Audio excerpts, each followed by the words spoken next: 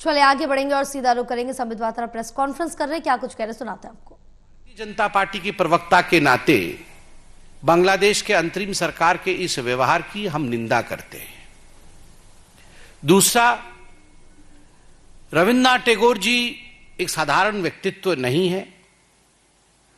मैं नहीं कहूंगा नहीं थे, क्योंकि इतने बड़े बड़ी शख्सियत वो हमेशा के लिए हमारे बीच में रहते हैं। महात्मा गांधी आज भी हमारे साथ उनके विचारधारा के रूप में मौजूद है। ठीक उसी प्रकार रविन्द्रनाथ टैगोर जी भी उनके विचारधारा के रूप में, रविंद्र संगीत के रूप में, उनके लेखनी के रूप में आज भी हमारे बीच में मौजूद है। एक इस प्रकार का Nobel laureate, when he has been attacked, when his house has been attacked, when his way of thinking has been attacked, जब उनके विचारों पर आक्रमण और प्रहार होता है, एक डिजाइन के अंतर्गत होता है, we appeal the world community to come together against this. This is the appeal of Bharatiya Janata Party, a party which believes in inclusivity, a party which believes in the mantra of सबका साथ, सबका विकास, सबका प्रयास। स्वाभाविक रूप से आज यही party, we are giving a global call that all the countries who value morality, the countries who value civilizational thoughts, the countries which value creativity, the countries which value culture, they should all come together in unison to denounce what has happened today in Bangladesh, the attack on the house of Rabindranath Tagore. Thank you so much. प्रश्न सादर आमंत्रित हैं। पहले इससे related पूछिए।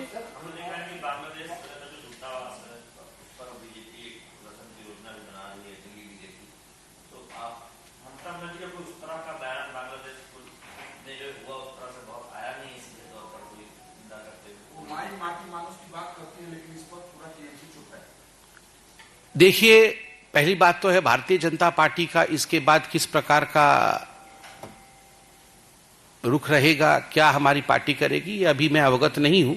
Delhi BJP इस पे आपको बताएगी। और हम एक लोकतांत्रिक पार्टी है, स्वाभाविक रूप से लोकतांत्रिक रूप से अपने धरोहर को बचाने के लिए, अपने संस्कारों के हित के लिए जो हमें करना होगा हम अवश्य करेंगे, लोकतांत्रिक रूप से करेंगे। हम अपनी सीमाओं को जानते हैं कि कहां अंतर्राष्ट्रीय सीमाएं आरंभ होती हैं और उन सीमाओं के अंदर रहकर किस प्रकार से विरोध को जताना है वह भी हम करेंगे। जहां तक आपने ममता बनर्जी जी के विषय में पूछा है, ममता जी के बारे में ममता जी ही जवाब दे सकती हैं। और मैं तो आप लोगों से आग्रह करूंगा, आप सशक्त माध्यम है, ममता जी से पूछिए क्यों नहीं आवाज उठाया है उन्होंने अभी तक। और रविन्द्रनाथ टैगोर कोई केवल बंगाल के धरोहर थे ऐसा नहीं। Rabindranath Tagore was one of the most renowned personalities of the world, and we are proud as Indians that he belonged to India. And of course every Bengali is proud and should be proud of the fact that Gurudev Rabindranath Tagore belonged to that part of our country. तो ये स्वाभाविक है कि आज ममता बनर्जी को जो press conference मैं कर रहा हूं, हमसे बहुत पहले ममता जी को तो तुरंत ही इस विषय पे विषय उठाना चाहिए था, मगर वो उठा नहीं पाएंगी शायद इसलिए क्योंकि उन्हें गिल्ट कॉन्शियसनेस है। भारतीय जनता पार्टी वोट के विषय में सोच करके ये प्रेस कॉन्फ्रेंस नहीं कर रही है। भारतीय जनता पार्टी ये प्रेस कॉन्फ्रेंस इसलिए कर रही है क्योंकि हमें लग रहा है कि हमारे civilisational value which spread across boundaries, उस पे अटैक हुआ है, तो हमने ये प्रेस कॉन्फ्रेंस किया है। ममता जी प्रेस कॉन्फ्रेंस इसलिए नहीं कर पा रही है क्योंकि उनको लगता है कि सीमा पार से आए लोग उनके वोटर्स हो सकते हैं, उनके वोट बैंक हो सकते हैं। तो they are driven by vote bank politics, we are driven by cultural politics. सांस्कृतिक विरासत की राजनीति है हमारी, इसलिए हम दोनों में पार्थक्यता है, हम दोनों में अंतर है। और कोई प्रश्न?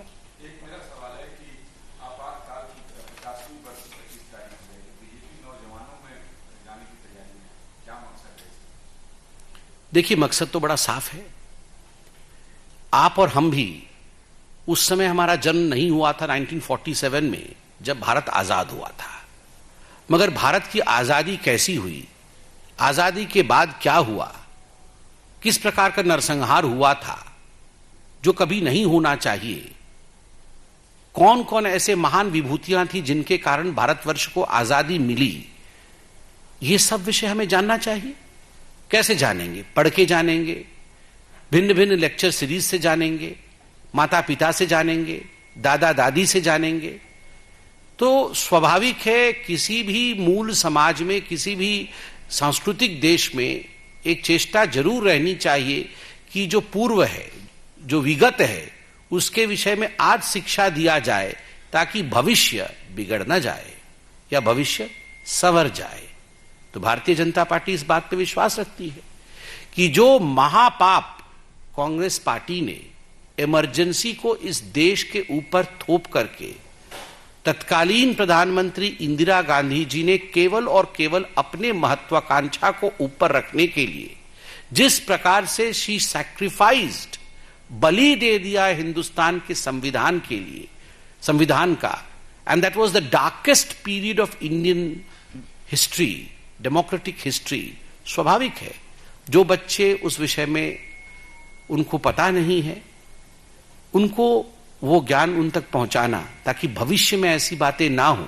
क्या क्या चीजें पहले हुई थी, जो लोग हमारे बीच में हैं, मीसा एक्ट के अंतर्गत जो अंदर गए थे जेल में, कैसी यातनाएं वो सहे हैं।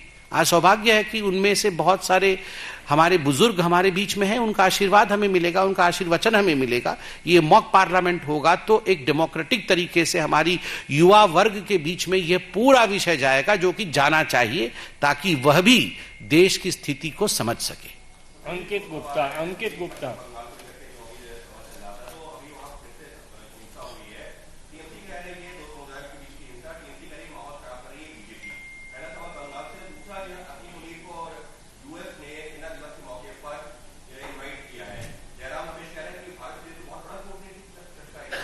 देखिए, पहली बात तो है जहां तक ममता बनर्जी और बंगाल में जो हिंसा हो रही है उसका सवाल है, आए दिन आप देखते हैं किस प्रकार से वहां पर हिंदुओं के ऊपर अत्याचार होता रहता है और ये कोई नई बात नहीं है।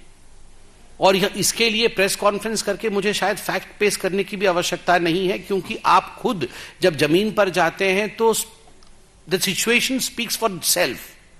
अभी मुर्शिदाबाद के पूरे विषय को कोर्ट ने कहा कि स्टेट ने स्पॉन्सर किया था, ये स्टेट के कारण से हुआ, स्टेट के फेलियर के कारण से हुआ। और उससे पहले ममता जी कह रही थी कि भारतीय जनता पार्टी ने कराया, मगर कोर्ट ने ममता बनर्जी को आईना दिखाया और कहा नहीं, भारतीय जनता पार्टी के लिए नहीं, आपके गलती के कारण से हुआ, आपने किया है ये।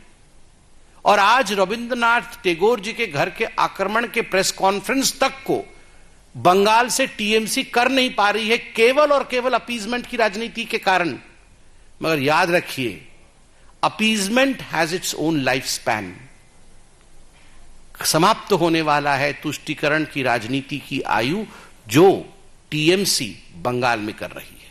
और जहां तक आपने कांग्रेस के जयराम रमेश जी के प्रश्न के विषय में पूछा, तो चाहे जयराम जी हो चाहे राहुल जी हो, ये बिना किसी विषय को पूरी तरह से जाने हड़बड़ी में रहते हैं कि कैसे हम आनन फानन में हिंदुस्तान को कटघरे में खड़ा कर दें।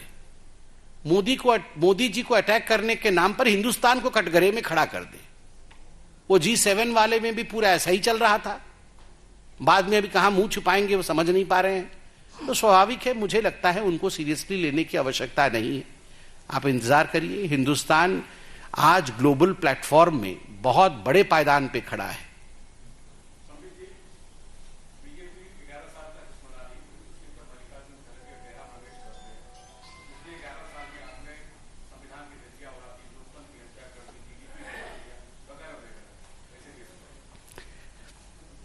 आपको क्या लगता है, मल्लिकार्जुन खड़गे जी मेरे पिताजी से भी बड़े हैं उम्र में, मैं बड़े प्यार से आज उनको बोलता हूं कि आपको क्या लगता है मल्लिकार्जुन खड़गे जी जाके अब हमारे 11 साल के प्रेस कॉन्फ्रेंस को संबोधित करेंगे क्या?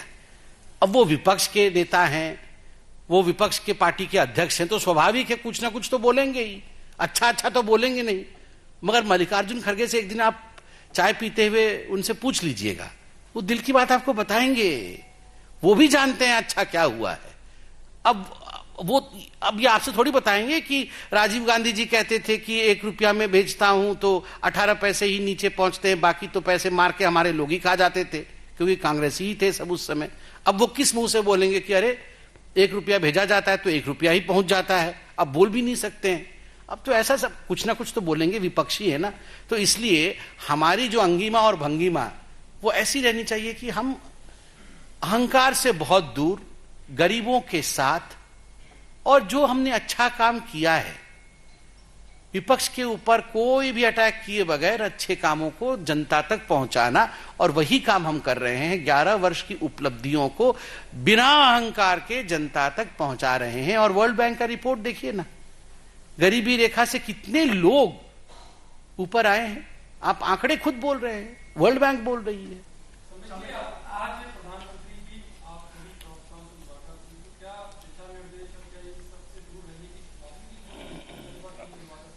आनंद पांडे। ऐसा है कि आप बहुत प्रतिष्ठित चैनल से हैं, मैं प्यार से कहूंगा, आपकी जो चीफ एडिटोरियल बोर्ड मीटिंग होती है, हम तो कभी नहीं पूछते हैं आपके चीफ एडिटोरियल बोर्ड की मीटिंग में क्या हुआ है ना। अरे सभी हमारा घर का मामला है, हमारे घर में जो मीटिंग हुई है वो हमारे घर का विषय है।